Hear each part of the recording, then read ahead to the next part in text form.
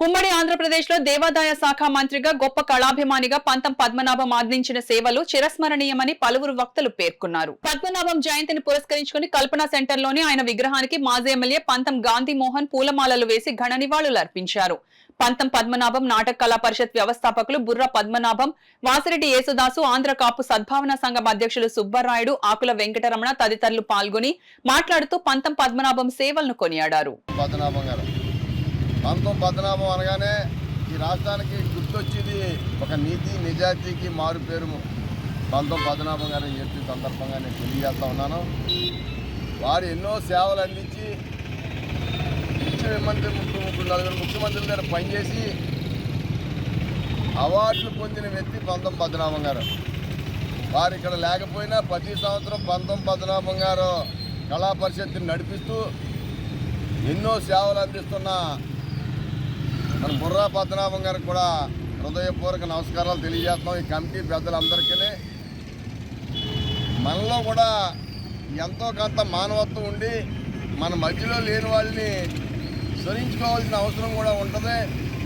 అది కూడా అందరూ భాగస్వాములు అవ్వాలన్నదే సందర్భంగా నేను తెలియజేస్తూ ఉన్నాను.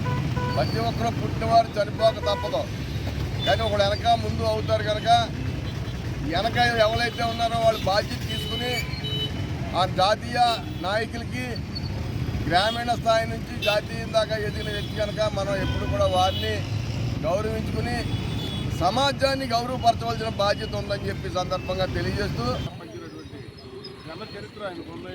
ఇవన్నీ ఒకేటైతే మరి కళారంగంలో మరి గొప్ప సేవలు అందించారు.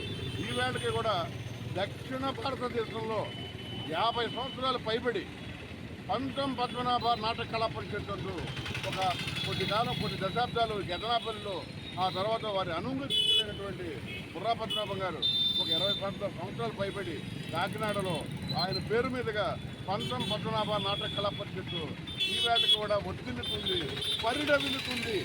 ఈవేళ నెపజ తెలుగు దర్బార్, మరి అదేవిధంగా రాజమండ్రి ఎల్కేఎన్, మరి హైదరాబాద్ హెచ్ఎంటీ లాంటి పరిషత్తులు మూతపడిపోతే కేవలం ఆ పేరు యొక్క గొప్ప, ఆ పేరే ఒక స్ఫూర్తి పంతం పద్మనాభం గారు, ఆ పేరే ఒక చైతన్యం కనుక ఈ వేళకి కూడా ఆ పరిషత్తును మేము నిర్వహించుకోగలుగుతున్నాం.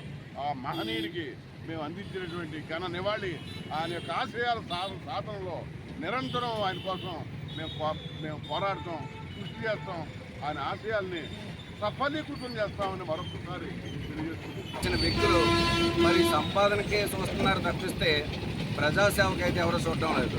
మరి అటువంటి వ్యక్తులు ఈ కాకినాడలో పుట్టడం నిజంగా పూర్వజన్మ సుకృతంగా మేము భావిస్తున్నాం. అటువంటి వ్యక్తి సమక్షంలో ఎందరో రాజకీయ నాయకులకి ఒక స్ఫూర్తిదాయకమైన, ఎందుకంటే ఈ జిల్లా ఉమ్మడి తూర్పుగోదావరి జిల్లాలో ఒక క్రమశిక్షణ అంటే పంతం పద్మనాభం గారు. ఆయన దగ్గర ఎన్నో నేర్చుకున్నారు ఈ ఉమ్మడి తూర్పుగోదావరి జిల్లాలో ఎందరో నాయకులు.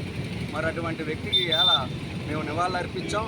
అలాగే పంతం మోహన్ గాంధీ గారు కూడా వచ్చి ఆయనకి నివాళులు అర్పించి మరి ఈరోజు బుర్రా పద్మనాభం గారి సమక్షంలో ఎందరో నాయకులు మరి కార్యకర్తలు కూడా వచ్చారు.